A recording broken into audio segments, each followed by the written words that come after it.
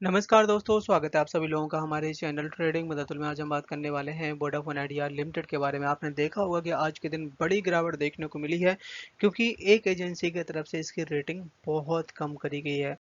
जबकि अगर देखा जाए तो उसने अपने टारगेट तो इंक्रीज किए हैं, बट बहुत ही छोटे लेवल के टारगेट दिए हुए हैं। उस एजेंसी ने आज के दिन चाहे आप इंडस टावर देख लो, वोडाफोन आइडिया देख लो, भारती एयरटेल देख लो, सब में उसने अपनी रेटिंग डिफाइन करी है और सारे के सारे स्टॉक हैं जो कि टूटते हुए देखे गए हैं। यहाँ पे वोडाफोन आइडिया और इंडस टावर में सबसे ज़्यादा पिटाई देखने को मिली और मार्केट का माहौल भी बहुत ज़्यादा खराब था, क्योंकि आपने नोटिस किया होगा कि निफ्टी 50 ऑल टाइम हाई के आसपास काम कर रही थी और ये स्टॉक है जो कि आज के दिन रेटिंग भी खराब आई और मार्केट भी गिरा। दोनों का इम्पैक्ट यहाँ पे दिखाई दिया है। और लगभग लगभग 10 से 12 बड़ी एजेंसियां हैं जिन्होंने अपने अपने टारगेट यहाँ पे वोडाफोन आइडिया पे दे रखे हैं। तो चलिए गाइस, शुरू करते हैं हम अपना वीडियो। साथ ही अगर आप लोगों को हमारे वीडियो के माध्यम से थोड़ी सी भी हेल्प हो रही हो तो प्लीज आप हमारे चैनल को सब्सक्राइब जरूर करें। आज का मार्केट बहुत ज़्यादा खराब था। आप देख सकते हैं कि निफ्टी 50 में करीबन 300 पॉइंट्स की डाउन साइड देखने को मिली। बैंक निफ्टी में करीबन 900 पॉइंट्स की, आईटी में 400 पॉइंट से ज़्यादा की गिरावट, और यहाँ तक कि स्मॉल कैप का इंडेक्स है जिसमें करीबन 550 पॉइंट्स की डाउन साइड देखने को मिली हुई है। स्टॉक है जो कि आज के दिन बहुत बुरी तरीके से टूटा है। अगर आप कंपेयर करेंगे 1 मंथ 1 वीक, इसका जो वॉल्यूम देखेंगे तो आज के दिन बहुत ज़्यादा वॉल्यूम था, करीबन 207 करोड़ का। लगभग लगभग 9 से साढ़े 9 बजे के आसपास गोल्डमैन की तरफ से रेटिंग जारी करी गई और उसके बाद से वोडाफोन आइडिया 13% और इंडस टावर है जो कि 6% टूटता हुआ दिखाई दिया। यहाँ पे गोल्डमैन को खासकर इन दोनों के दोनों कंपनियों में कंसर्न दिखाई दे रहा है आने वाले लॉन्ग टर्म के लिए। बताया जा रहा है कि यहाँ पे लगभग लगभग 300% है जो कि वोडाफोन आइडिया 3 से 4 साल के अंदर टूट चुका है, और जिसमें बताया जा रहा है कि 65% एजीआर ड्यू अभी भी बाकी है। बट भले ही इन्होंने अपना टैरिफ हाई किया है, बट इसका ज़्यादा इम्पैक्ट नहीं पड़ेगा। और जिस तरीके से कंपनी अपना कुछ पेमेंट भी कर रही है, तो यहाँ पे रीपेमेंट की भी अभी रिक्वायरमेंट नहीं पड़ने वाली। बट उन्होंने जो टारगेट दिए हैं, पहले इनके जो टारगेट थे 2.2 थे, उससे थोड़ा सा इंक्रीज भी किया है। आप देख सकते हैं कि 2.5 की टारगेट दिए हैं। बट मेरा मानना यहाँ पे ये है कि ये जो कंपनी है गोल्डमैन की, अगर हम बात करें, ये इस तरीके से टारगेट देती है जिस पे कोई बिलीव ही नहीं कर सकता।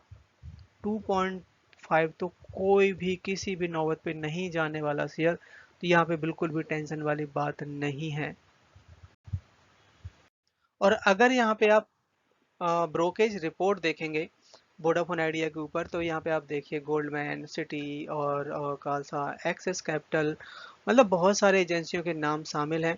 और यहाँ पे सब ने, अभी देखिए गोल्डमैन ने यहाँ पे 2.5 की रेटिंग दी हुई है, आईसी सिक्योरिटीज ने 15 रुपए की, सिटी ने 22 रुपए की। और मतलब ऐसी रेटिंग तो किसी भी ने नहीं दी जैसी कि इन्होंने दी हुई है। और मुझे कहीं से भी ये नहीं लगता कि स्टॉक 10 रुपए के भी नीचे जाने वाला है। और अगर जाता भी है तो एक बहुत बड़ी अपॉर्चुनिटी बन सकता है लॉन्ग टर्म के लिए।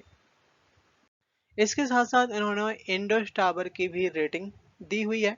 पहले इंडस टावर की रेटिंग जो इन्होंने बोला हुआ था 220 रुपये पर शेयर था, अब उससे बढ़ा के 350 रुपये कर दी है। बट इंडस टावर इससे मतलब 350 रुपये से काफ़ी ऊपर लेवल पर ट्रेड करता हुआ दिखाई दे रहा। बट ये जो रेटिंग है उसके बाद इसमें भी यहाँ पे 6% तक की डाउन साइड दिखाई दी। भारतीय एयरटेल की भी रेटिंग इसने रिवाइज करी है। पहले जो इनके टारगेट थे 900 के थे, अब यहाँ पे 1700 रुपए के टारगेट दिए हुए हैं। और भारतीय एयरटेल है जो कि 1700 रुपए से भी ऊपर 10% के अपर लेवल पे यहाँ पे काम करता हुआ दिखाई दे रहा है। मेरा मानना यह है कि जैसी ये रेटिंग आई है, ये जस्ट एक तरीके से आज का ही इम्पैक्ट था। कल परसों आपको ये कहीं नहीं कोई याद रखने वाला कि स्टॉक 2.5 की रेटिंग दी गई है। क्योंकि अगर मैं अपना एक्सपीरियंस बताऊं, गोल्डमैन की तरफ से और भी स्टॉक में रेटिंग दी जाती है, उस समय स्टॉक टूटता है, बट वहां तक कभी भी स्टॉक में गिरावट देखने को नहीं मिली।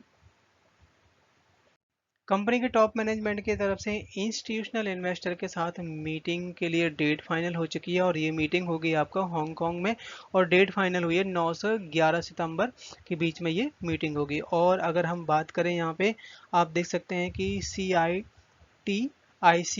कौन सा इन्वेस्टर फॉर्म है जिसके साथ ये मीटिंग होनी है।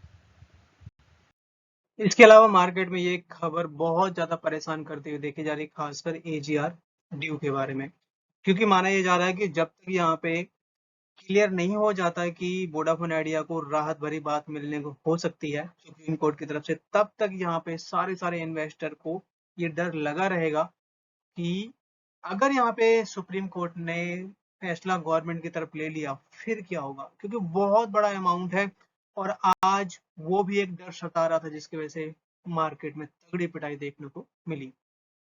आज के दिन स्टॉक ने हाई बनाया 14.76 का, लो बनाया 12.92 का, क्लोजिंग दी है 13.35 पे, करीबन 12% तक की डाउनसाइड दिखाई दी। चार्ट में नजर डाली जाए तो यहाँ पे आप देख सकते हैं कि जो हमने अपनी स्केल बनाई थी उस स्केल से इसने ब्रेक किया 16 रुपए के आसपास और वहां से स्टॉक में तगड़ी पिटाई देखने को मिली करीबन 13.5 रुपए के आसपास। और स्टॉक है जो कि अपने सपोर्ट पे आ चुका है, यहाँ से ज़्यादा नहीं गिरना चाहिए, गिरता है तो फिर सबसे बड़ा आराम से 12 12.5 रुपए तक के भी लेवल दिखा सकता है।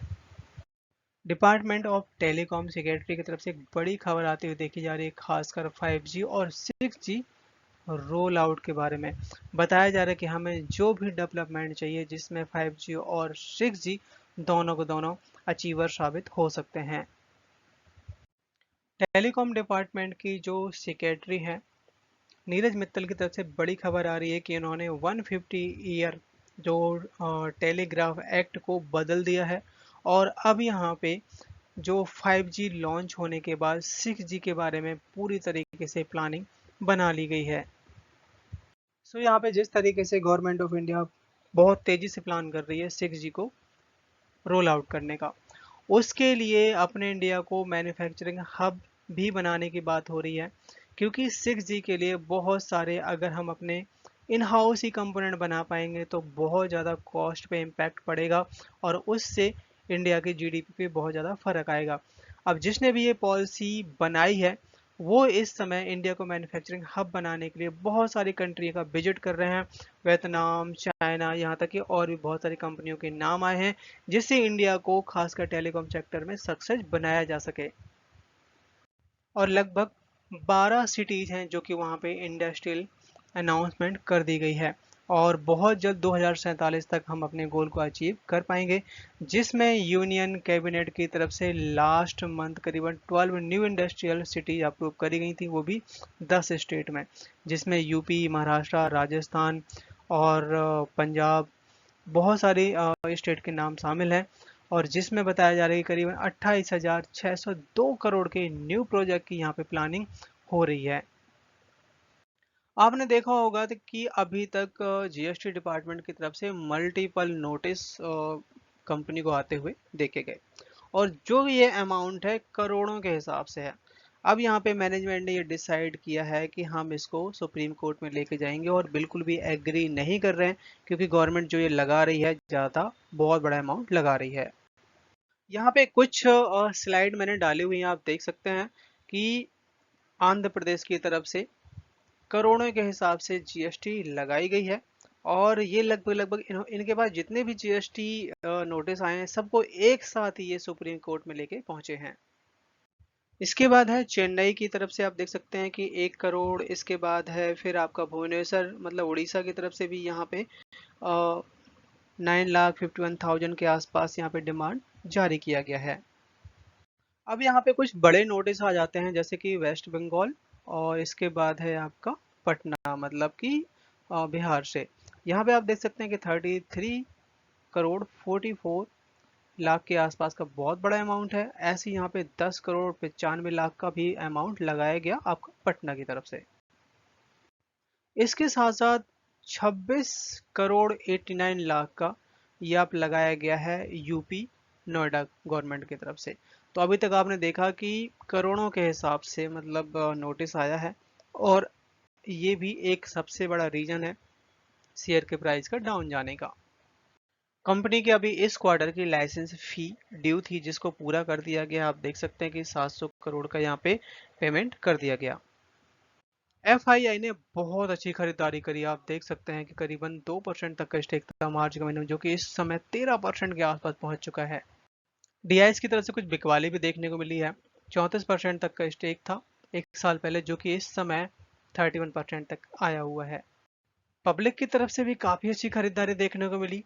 13.5% तक का स्टेक था एक साल पहले, जो कि अब बढ़ के यहाँ पे 18% हो चुका है।